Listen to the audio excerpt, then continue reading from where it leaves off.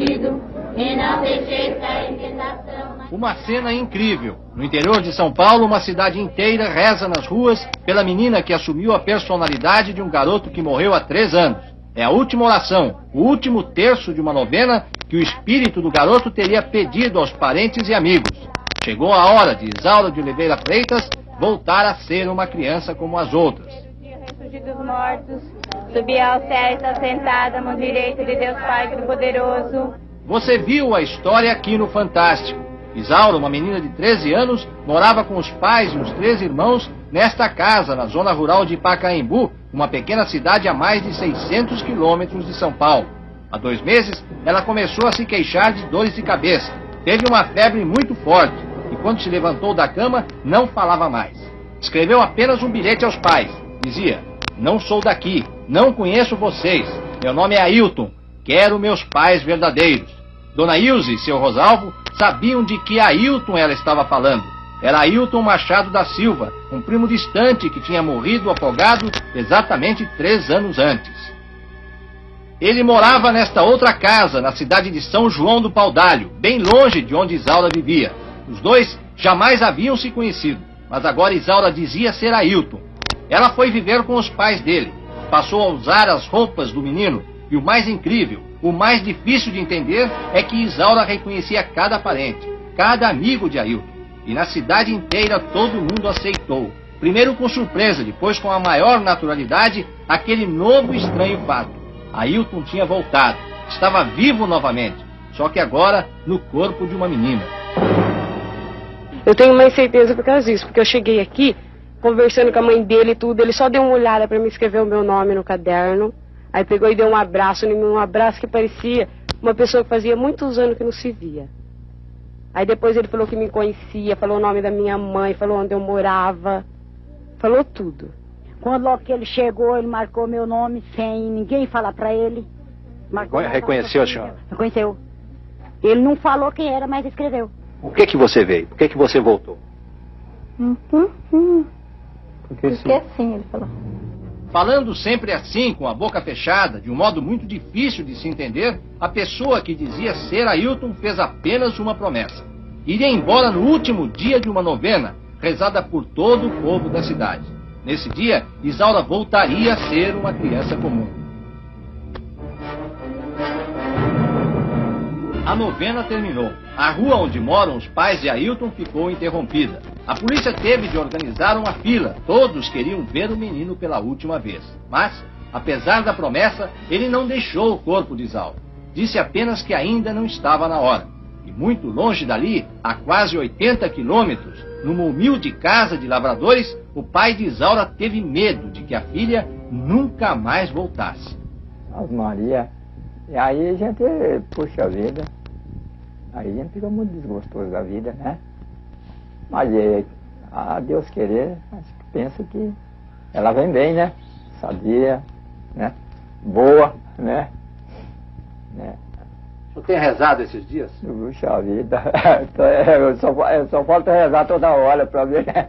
Se Deus ajuda, né? Que Deus ajuda, uai, né? Ele não pode perder a esperança, né? Não. Durante toda esta semana, Isaura continuou a viver como se fosse mesmo Ailton.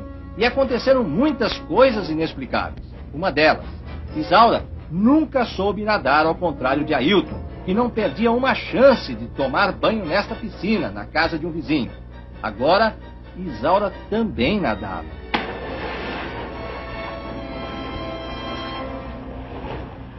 Outra coisa estranha.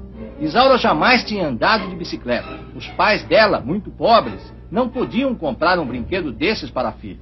Mas agora, que ela dizia ser Ailton, passeava de bicicleta com a maior segurança, como se sempre tivesse feito isso.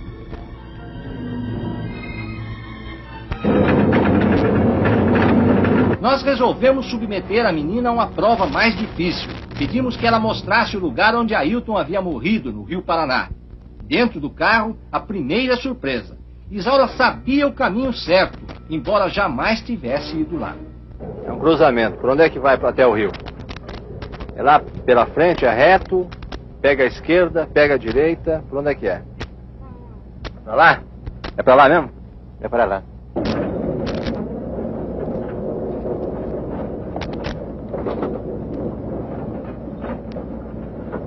Carlos, um menino que estava com Ailton no dia em que ele se afogou, confirmou que o ponto foi exatamente este, perto da cidade de Panorama, na fronteira entre São Paulo e Mato Grosso. E a história coincide perfeitamente com o que Isaura conta. Eu estava nadando aqui, aí de repente eu comecei de casa. Eu não sei o que aconteceu, não. Bom, você disse que você estava aqui e de repente você pulou de costas e não sabe exatamente o que aconteceu. É isso que você disse? Você bateu a cabeça em algum lugar? Qual é a última coisa que você lembra? Eu fiquei tonto, sabe? Você ficou tonto? Fiquei. Daí? Aí eu fiquei tonto, aí a água foi me carregando. Você ficou tonto e a água foi te carregando. Foi. E não foi só isso. Veja, esta é a primeira vez que Isaura entra no cemitério de São João do Paudalho, onde Ailton foi enterrado. Ninguém disse a ela onde está a sepultura do menino. E em meio a todos os outros, ela se encaminha direto para o túmulo certo, para o túmulo de Ailton. De quem que é esse túmulo? Meu. Nem os pais de Isaura, nem os pais de Ailton jamais haviam tido qualquer experiência com espiritismo ou qualquer outra coisa parecida. Eles são católicos praticantes, desses que vão à missa todos os domingos. E sem saber mais a quem recorrer, foram falar com o pároco da cidade.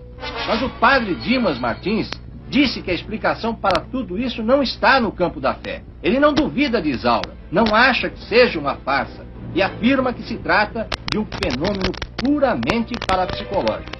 A igreja, o senhor, não acredita na hipótese de que o Ailton, o menino que morreu há 3 anos, tenha realmente se incorporado no corpo da menina. Essa hipótese o senhor afasta totalmente.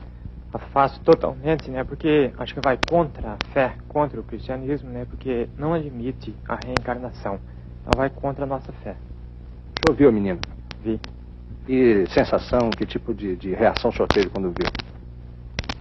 Parece uma criança normal, quer dizer, normal assim aparentemente, mas a gente percebe que tem alguma coisa, né, pela face, né, pelo olhar dela, pelo rosto, alguma coisa de diferente, né? Histórias como essas são bastante incomuns no Brasil. Aqui não existe nenhum caso igual a esse, com registro oficial. Mas, na Índia e no Tibete, já ocorreram muitas possessões como a de Isaura. No Brasil, 2 casos célebres de possessões: Zé Arigó e Chico Xavier. E é exatamente Chico Xavier, o líder espiritual de milhares e milhares de pessoas em todo o Brasil, quem diz que fenômenos desse tipo só tem uma explicação. Para ele, o espírito de Ailton voltou porque ainda tinha alguma missão para cumprir na Terra. Alguma coisa que estava deixando o menino intranquilo numa outra vida. Isso pode apresentar algum perigo, algum contratempo? Não vejo perigo nem contratempo algum no desdobramento do assunto, porque onde há fé e oração, naturalmente que o campo familiar do espírito desencarnado e da pessoa que o recebe está neutralizado contra qualquer influência negativa, e a manifestação foi passageira e não queremos que ela devesse perdurar. Um dia de muita expectativa para os pais de Ailton e de Isaura. O menino avisa que vai embora esta noite. Pede que não avisem a mais ninguém. Quer que seja uma noite absolutamente normal. Em cima da cama, um vestido novo trazido pela mãe de Isaura. Ninguém da família consegue dormir. É uma noite de vigília na casa inteira.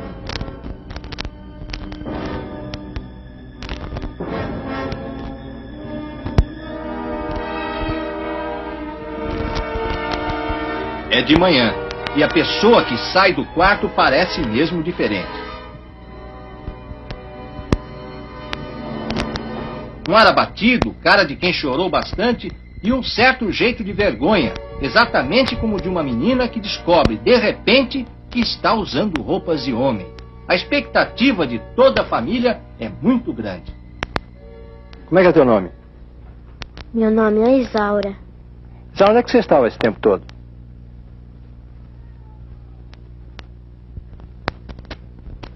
Estava aqui mesmo.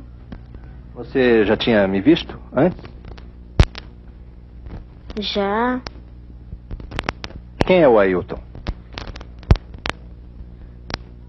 Ailton é meu primo. E onde é que está o Ailton agora? Eu não sei. E onde é que ele estava antes?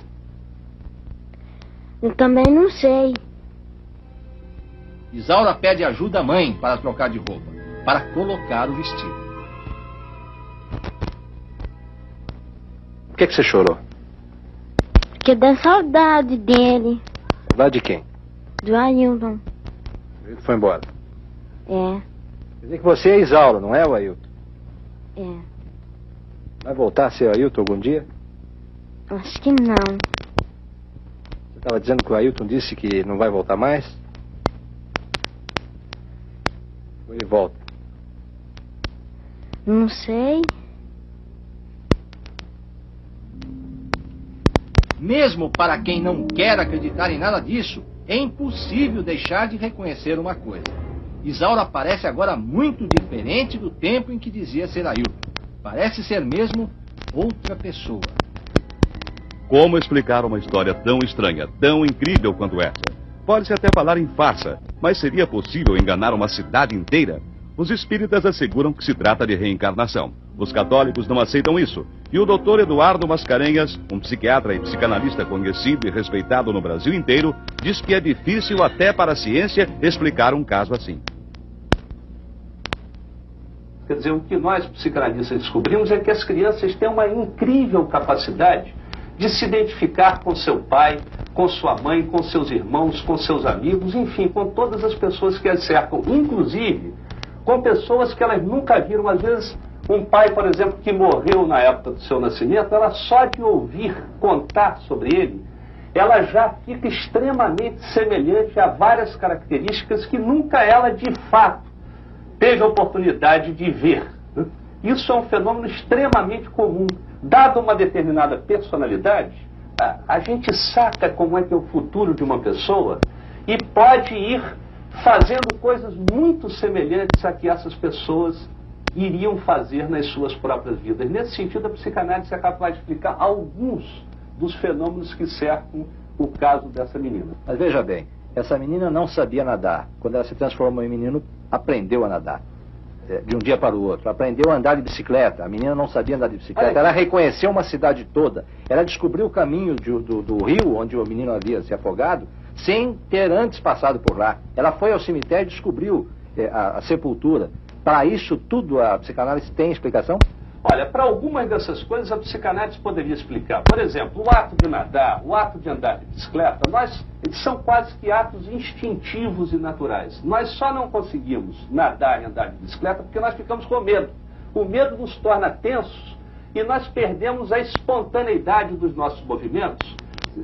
Caso contrário, nós naturalmente nadaríamos. Como ela está identificada com ele, não é o eu dela que está em cena, ela pode não viver o medo e assim ter a descontração necessária para poder nadar e andar de bicicleta. Agora, que as pessoas da cidade a reconheçam também é bastante razoável. Quer dizer, reconheçam o menino nela, dada a semelhança com que ela ficou com aquele próprio menino. Agora, que ela reconheça as pessoas da cidade, isso eu acho que já ultrapassa o âmbito da psicanálise. Eu acho que a psicanálise não seria capaz de explicar isso. Agora, parodiando o que o Shakespeare já dizia, existe mais coisas entre o céu e a terra do que é capaz de explicar a nossa vã psicanálise. Quer dizer, o fantástico, o misterioso de hoje, pode ser o plenamente científico de amanhã. Isso daí não contraria o espírito da ciência. E na sua opinião, o fantástico e incrível caso da menina Isaura ainda não é o explicável cientificamente?